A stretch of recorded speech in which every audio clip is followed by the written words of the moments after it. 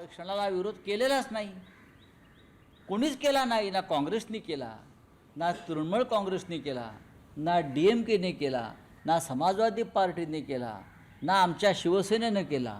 कारण महिला आरक्षण विधेयक हे 2023ला आम्ही सगळ्यांनी मंजूर केलेलं आहे.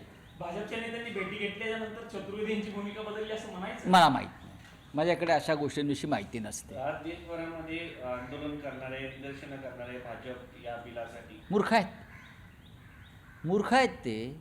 त्यांना हेच करायचं होतं, ढोंग. मिळून ते ढोंगी आणि भोंदू आहेत. भारतीय जनता पक्षानं या देशामध्ये अनेक भोंदू निर्माण केले, कारण ते स्वतः भोंदू आहेत. अनेक भोंदू पद्धतीचे विचार आणि विधेयक आणली, कारण ते स्वतः भोंदू आहेत. काळ इतका मोठा पराभव झाल्यावर त्याने गप्प बसायला पाहिजे, आत्मचिंतन केलं पाहिजे, चिंतन केलं पाहिजे की आपण लोकांना फसवायला निघालो होतो, आपण महिलांना फसवायला निघालो होतो, पण संसदेमध्ये त्या विषयावरती आपला पराभव झाला. लोकशाही जिवंत आहे आणि जिवंत राहील. राहुल गांधी यांनी भाषण संपताना एक नंबर सांगितला होता, 16 आकडा. जसं आपण म्हणतो 16वं वरीस धोक्याचं, तसं भविष्यातल्या राजकारणामध्ये 16 आकडा धोक्याचा आहे. राहुल गांधींनी जे संकेत दिले ते योग्य आहेत. काय कारण आहे? 16 नंबर कशाचा आहे? त्याच्याविषयी मी थोडं सुतोवाच माझ्या ट्विटमध्ये केलेलं आहे आजच्या सोशल माध्यमांवरच्या. सर, खरातचा बंधू खरात, अशोक खरात यांचा जो उपाध्यक्ष होता त्याच्या त्या कमिटीवरती त्याचा बघा, काल मृत्यू झालेला आहे. तपास शंका व्यवस्थित उपस्थित आहे, काही लोकांनी शंका उपस्थित केलेल्या आहेत.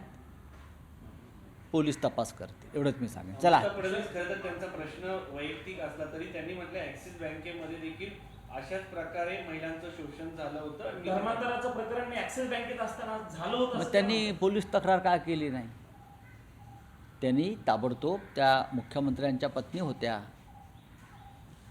किंवा इतक्या मोठ्या नेत्याच्या पत्नी होत्या, सुशिक्षित आहेत, महिलांच्या हक्कांसंदर्भात त्या चर्चा करत असतात, बोलत असतात. त्यावेळेला त्या का गप्प बसल्या असा प्रश्न लोक विचारू शकतात. चलिए, थँक्यू. सर, मोदी विपक्ष की कितनी बड़ी जीत है सर? कल नहीं, मैं ये विपक्ष की जीत नहीं मानता हूँ, ये मैं देश की लोकतंत्र की जीत मानता हूँ और देश के महिलाओं की भी जीत मानता हूँ.